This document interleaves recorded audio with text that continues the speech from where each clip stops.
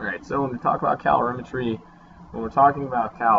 all this is how do certain things respond to heat. So when we're looking at heat, um, we're going to be looking at how much heat something takes in or how much heat something can handle. So I want you to think about calorimetry, and I want you to think about, do all materials have the same response to heat? Do things act as better insulators, maybe act as better conductors of heat? And this is all based off from their chemical makeup.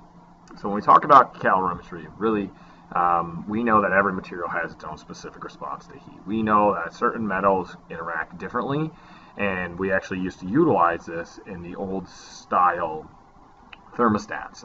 In thermostats, we would actually have different types of metals that we knew would interact differently to temperatures, and then that's how you could actually control your thermostat. Things now are a little bit different, but you could see with mercury, the mercury inside the bulb would roll, causing the electric circuit to complete, where other metals would bend and move around in different motions like that. Really, when we deal with calorimetry, we've got to talk about this idea of what's called specific heat. Specific heat is the amount of heat needed to raise the temperature of 1 gram of that substance by 1 degree Celsius. Considered a physical property of a substance, but that would be considered your specific heat value. When we're dealing with this, we know that substances can vary greatly depending on their specific heat values. Some will have very low specific heats. That means add a small amount of energy and see a large increase in temperature.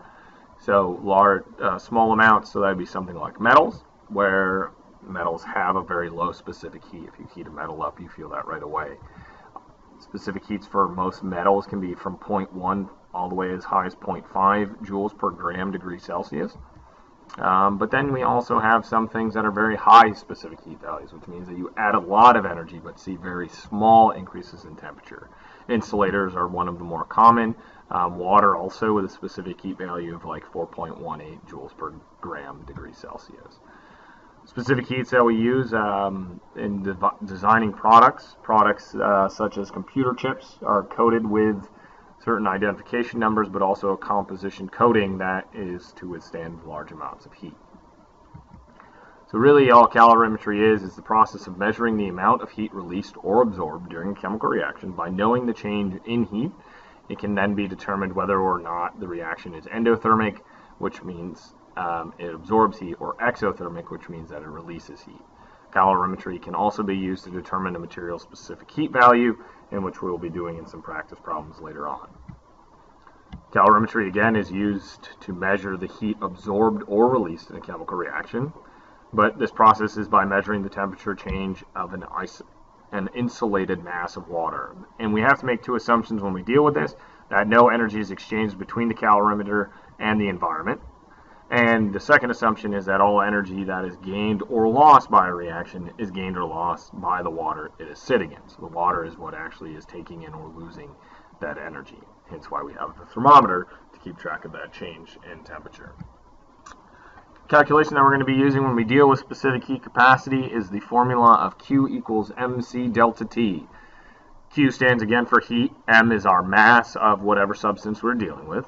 C is the specific heat capacity given to us by a literature value, so either given to you in the question or if you're dealing with water, found on table B, and your change in temperature. So your change in temperature would be the values in which you are trying to arrange or figure out the heat that is gained or lost in that particular instance.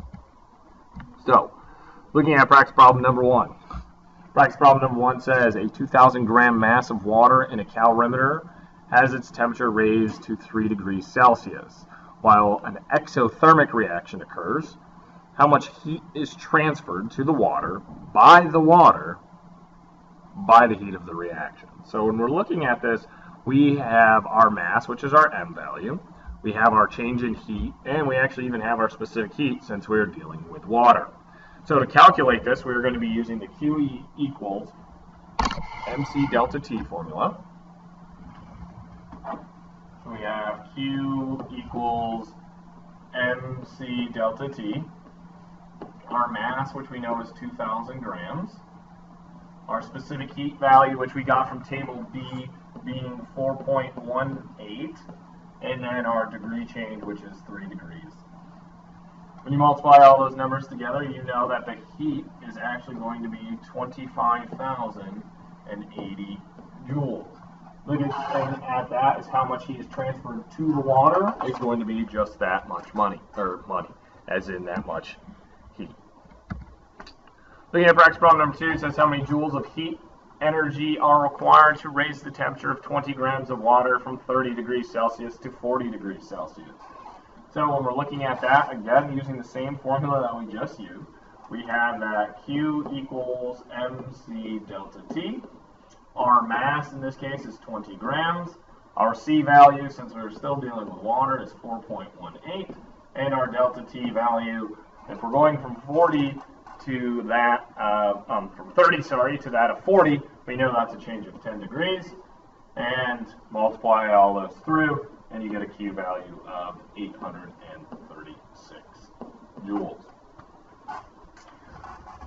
Looking at the next one, practice problem number 3 says the temperature of 50 grams of water was raised by 50 degrees Celsius by the addition of 4,200 joules of energy. What was the initial temperature of the water? So when you're looking at this, we have to solve for our delta T.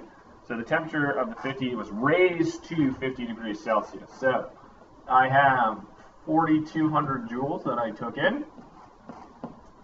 I have 50 degrees Celsius, 50 grams, which I am at 50 degrees Celsius.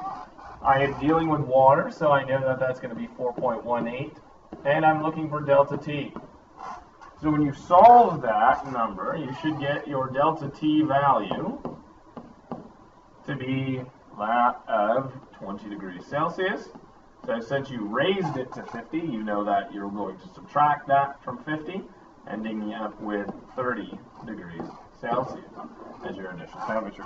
Again, you can always check your work. 50 times 4.18 multiplied by that of 20 should give you that 4,200 joules if done correctly.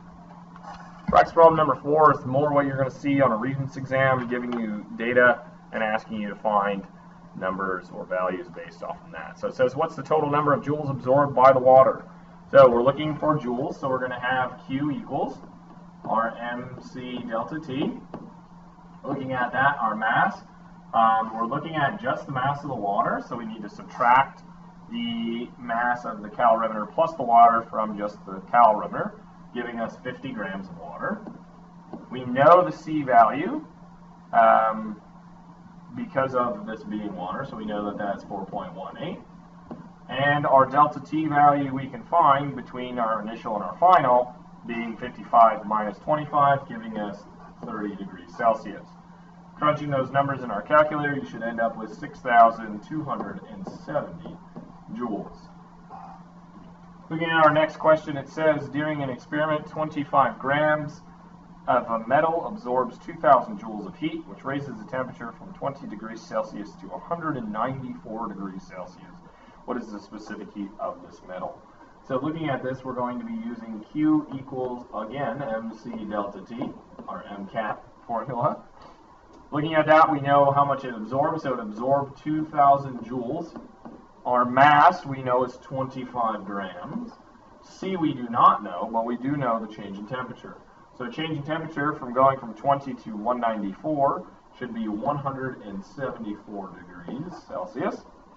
In solving for C, you should end up with a value of C equals 0.46, and that would be joules per gram degree Celsius, which we know makes quite a bit of sense considering that it is a metal, and we said metals are usually less than 1 for that of a specific heat. So, some things that we're going to look at moving on is when we talk about calorimetry, is we're going to start talking about energy in bonds and potential energy diagrams and how these formulas now pertain to those diagrams.